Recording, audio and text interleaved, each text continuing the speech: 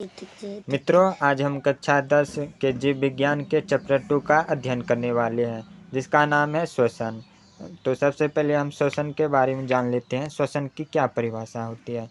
यहाँ पे आप देख रहे होंगे कि श्वसन दिया हुआ है और आगे उसका परिभाषा दिया हुआ है।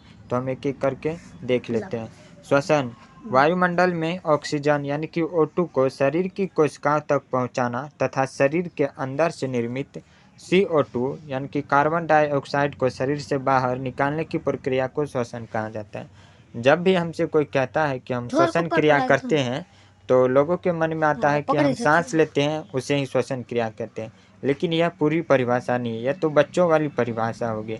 पूरी परिभाषा इस तरह से होती है।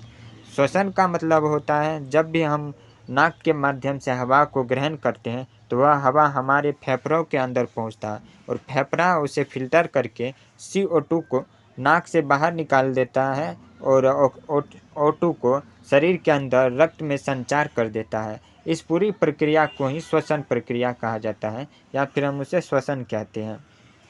तो यहाँ आप देख रहे होंगे कि सबसे पहले हवा हमारे नाक के माध्यम या मुंह के माध्यम से फेफड़ा में पहुंचती है और फेफड़ा उसे फिल्टर करके CO2 को नाक या मुंह के माध्यम से बाहर निकाल देती है, जिससे हम सांस को छोड़ना भी कहते हैं। और फिर इस O2 को यानी कि ऑक्सीजन को शरीर की सभी कोशिकाओं तक रक्त के माध्यम से संचार कर देती है। इस पूरे प्रोसेस का नाम ही श्वसन है, जिसकी परिभाषा यहाँ दिया हुआ है। C6H12O6 + 6O2 और C6O2 + 6H2O + ऊर्जा। यानी कि यहाँ ये बताना चाह रहा है कि हम जब भी श्वसन लेते हैं, तो श्वसन के कारण ही हमारे अंदर जो ग्लूकोज बनती है, खाना खाने के बाद वो ग्लूकोज टूटती है और हमें ऊर्जा मिलती है, यानी कि ऊर्जा मुक्त होती है। अब श्वसन के प्रकार के बारे में देख लेते हैं। श्वसन मुख्यतः 2 प्रकार के होते हैं, जिसका पहला नाम है ऑक्सी श्वसन और दूसरा का नाम है अनोक्सी श्वसन। ऑक्सी या वायवीय श्वसन भी उसे कहते हैं। ऑक्सीजन की उपस्थिति में संपन्न होने वाली क्रिया को ऑक्सी श्वसन कहा जाता है और दूसरा है अनोक्सी श्वसन यानी कि अवायवीय श्वसन। परीक्षा में कभी कभी वायवीय श्वसन या अवायवीय श्वसन के नाम से भी यह क्वेश्चन आ जाता है, इसलिए यहाँ हमने वायवीय श्वसन और अवायवीय श्वसन को भी लिखा है।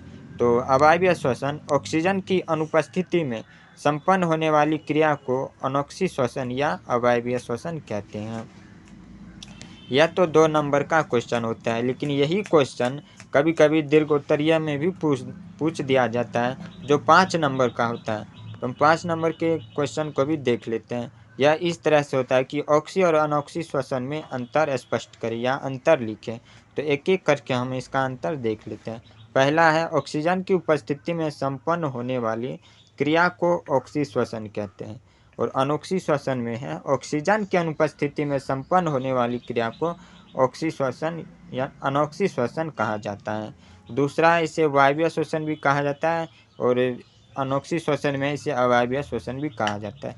जब भी हम अंतर लिखते हैं, तो हमें यह हमेशा ध्यान में रखना चाहिए, जब जैसे यहाँ ऑक्सी है, दूसरी तरफ अनोक्सी है, तो यहाँ पे ऑक्सी श्वसन की परिभाषा जो भी होगी, पहला तो वही अंतर हो जाएगा और दूसरा ऑक्सी के विपरीत है अनोक्सी यानी कि ऑक्सी नहीं। यहाँ अन उपसर्ग लगा है, जिसका मतलब है कि ऑक्सी नहीं। तो इस प्रकार से जब भी हो कि कोई शब्द हो और उसके विपरीत शब्द हो और उन दोनों में अंतर पूछें, तो किसी एक की परिभाषा हमें याद कर लेनी है और उसका उल्टा दूसरे परिभाषा में कर देना है। इस तरह से हम अंतर ठीक याद कर लेंगे और बड़ी ही जल्दी हमें याद हो जाएगी। तो हम इसका अंतर देख लेते हैं एक करके। इसमें विशाल जीव भाग लेते हैं ऑक्सी श्वसन में, और अनोक्सी श्वसन में सूक्ष्म जीव भाग लेते हैं, यानी कि छोटे छोटे जीव भाग लेते हैं। ऑक्सी श्वसन विशाल जीव जैसे मानव, कुत्ता, बिल्ली, हाथी, शेर इत्यादि, और अनोक्सी श्वसन में सूक्ष्म जीव जैसे कीटाणु, जीवाणु इत्यादि। चौथा, इसमें CO2 और जल का निर्माण होता है और इसमें CO2 जल का निर्माण नहीं होता है। पांचवा है, इसमें ग्लूकोज का पूर्ण ऑक्सीकरण होता है और अनोक्सी श्वसन में इसमें ग्लूकोज का पूर्ण ऑक्सीकरण नहीं होता है। छठा है, इसमें ग्लूकोज के एक अणु के टूटने से 38 ATP ऊर्जा का निर्माण होता है। यहाँ ये अच्छी तरह याद कर लेना है, क्योंकि ये ऑब्जेक्टिव में भी यह क्वेश्चन आ जाता है कि जब भी ग्लूकोज का एक अणु टूटता है, तो कितना एटीपी ऊर्जा का निर्माण होता है। तो यह हमें ध्यान में रखनी है कि 38 एटीपी ऊर्जा का निर्माण होता है। और इसमें ग्लूकोज के एक अणु के टूटने से 2 एटीपी ऊर्जा का ही निर्माण होता है। सातवां है, यह माइटोकॉन्ड्रिया में संपन्न होता है और यह कोशिका द्रव में होता है। तो इस तरह से हम इसका अंतर लिख देंगे। जब भी 5 नंबर का क्वेश्चन पूछा जाता है तो उसमें 5 अंतर लिख देंगे तो भी हमें 5 नंबर मिल जाएगी। लेकिन यदि 5 से कम अंतर लिखेंगे, 5 से कम आंसर लिखेंगे तो हमें कम नंबर मिलेगी। तो ये हमेशा याद रखना है कि जब भी 5 नंबर का क्वेश्चन पूछे तो उसमें 5 अंतर लिखना है, और जब भी 2 नंबर का क्वेश्चन लिखे तो उसमें 2 आंसर कम से कम लिखना है। तो आगे हम देख लेते हैं। अब आगे मानव में श्वसन क्रिया का सचित्र वर्णन करें। तो इसमें दिया है चित्र के साथ, सचित्र मतलब चित्र का साथ। तो पहले हम चित्र को बना लेंगे और उसके बाद एक एक करके अंतर स्पष्ट कर देंगे। जैसे कि यहाँ पे हमने चित्र बनाया, आप भी इस प्रकार से चित्र बना के और उसके एक एक अंग को अंकित करके अंतर लिख दीजिएगा। तो देख लेते हैं, मानव में श्वसन क्रिया का सचित्र वर्णन करें। तो इसका उत्तर हो जाएगा, भोज्य पदार्थों का ऑक्सीजन क्रिया के फलस्वरूप ऊर्जा निर्माण की प्रक्रिया को श्वसन कहा जाता है। तो यहाँ पे दूसरे शब्दों में लिखा गया, जैसे हम कोई भोजन ग्रहण करते हैं तो भोजन ग्रहण करने से क्या होती है, हमारे शरीर को ऊर्जा मिलती है। लेकिन वह ऊर्जा तब हमें मिलेगी जब हम सांस लेंगे, क्योंकि जब हम सांस लेते हैं तो फेफड़ा उस हवा को फिल्टर करके O2 को रक्त के माध्यम से शरीर की सभी कोशिकाओं तक पहुंचाती है। और जैसे ग्लूकोज के संपर्क में ऑक्सीजन आती है तो ग्लूकोज टूटता है, और ग्लूकोज के टूटने से ऊर्जा मुक्त होती है, जो ऊर्जा हमारे शरीर में होती है और जिसके माध्यम से ये कोई कार्य कर सकते हैं। तो वही यहाँ पे दिखाया गया है, जिसका यहाँ सूत्र भी दिया गया है C6H12O6, ये ग्लूकोज का सूत्र है। और इसमें 6O2 यानी कि ऑक्सीजन को दिया गया है, जिसके कारण से 6O2 + 6H2O और ऊर्जा का निर्माण हुआ है, यानी कि मुक्त हुआ है। श्वसन तंत्र में प्रमुख अंग भाग लेते हैं, जिसका नाम निम्नलिखित है। पहला है नासा गुहा, दूसरा है ग्रसनी, तीसरा है स्वर्णली। एक एक करके हम सबको देख लेते हैं। नासा गुहा यानी कि नाक। नाक श्वसन तंत्र का प्रारंभिक अंग होता है। हम जब भी सांस लेते हैं तो सबसे पहले हमारे दिमाग में, हमारे जहन में नाक का ही ख्याल आता है, क्योंकि अधिकतर आदमी नाक से ही सांस लेते हैं, मुंह से भी सांस लेते हैं, लेकिन प्रमुख अंग नाक ही है। तो नाक श्वसन तंत्र का प्रारंभिक अंग होता है, जिसमें 2 छिद्र पाए जाते हैं।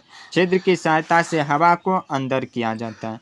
और नासा गुहा के दीवार पर बाल पाए जाते हैं, जो हानिकारक जीवाणु और धूल कण को शरीर के अंदर जाने से रोकती है। हमने देखा होगा कि बड़े व्यक्ति के नाक में छोटे छोटे बाल पाए जाते हैं, जिसका यह कार्य होता है कि जब भी हम सांस लेते हैं, कभी हम कहीं जा रहे होते हैं और सांस लेते हैं तो हवा के माध्यम से हवा में जो धूल कण मिली रहती है वो हमारे फेफड़े में पहुंच के हमें हानि ना पहुंचाए, इसके लिए यहाँ पे बाल होता है, जो हवा में जो धूल कण मिला रहता है उसे बाहर ही रोक देता है। और वही धूल कण जब ज़्यादा मात्रा में बन जाता है और नाक में बैठ जाता है तो जिसे हम साफ करके हटा देते हैं, वही धूल कण होता है। और दूसरा है ग्रसनी। नासा गुहा के आगे घुमावदार संरचना को ग्रसनी कहा जाता है। इससे हम यहाँ चित्र के सहायता से भी देख सकते हैं। यहाँ पे है नासा गुहा के आगे यानी कि यहाँ ग्रसनी है, जिसे आप यहाँ देख सकते हैं। अब तीसरा है स्वर्णली। फेरिक्स के पीछे और चौड़ी नली के रूप में खुलती है, जिसे हम स्वर्णली कहते हैं। इसे आवाज का केंद्र बिंदु भी कहा जाता है। फेरिक्स जिस छिद्र द्वार लेरिक्स में खुलता है उसे ग्लोटिस कहते हैं। ग्लोटिस के ऊपर एक ढक्कन होता है जिसे एपिग्लोटिस कहा जाता है, जिसका कार्य होता है भोजन को स्वर्णली में जाने से रोकना। और चौथा है ब्रोकाई। स्वर्णली बच्च गुहा में पहुंचकर 2 भागों में विभक्त हो जाती है, जिसे ब्रोकाई कहते हैं, जिसके प्रत्येक भाग में एक एक फेफड़ा होती है, जैसा कि यहाँ हम चित्र में देख सकते हैं। अब हम देखते हैं कि कुछ प्रमुख जीवों के श्वसन अंग, जैसे मानव का श्वसन अंग फेफड़ा होता है, उसी तरह अलग अलग जीव जंतु के श्वसन अंग अलग अलग होते हैं। जिसमें पहला है मानव का श्वसन अंग फेफड़ा, और मछली का श्वसन अंग गलफड़ा या गिल्स होता है। इसमें से ऑब्जेक्टिव क्वेश्चन आता है, इसलिए यह भी हमारे लिए काफ़ी महत्वपूर्ण है। और तीसरा है ऑक्टोपस, जिसका श्वसन अंग गिल्स है। और चौथा है मच्छर, मक्खी, कीट और कॉकरोच। इन चारों का श्वसन अंग एक ही होता है, जिसका नाम है ट्रेकिया।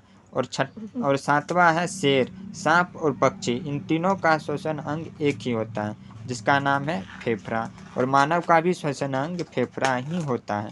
और 10वां है मेढक, जिसका श्वसन अंग त्वचा या फेफड़ा होता है, यानी कि त्वचा के कारण ही यह सांस लेते हैं। और 11वां है केचुआ, जिसका श्वसन अंग त्वचा होता है, यानी कि जब भी हवा इसके शरीर के अंदर पहुंचती है तो त्वचा में ही हवा का फिल्टर होता है।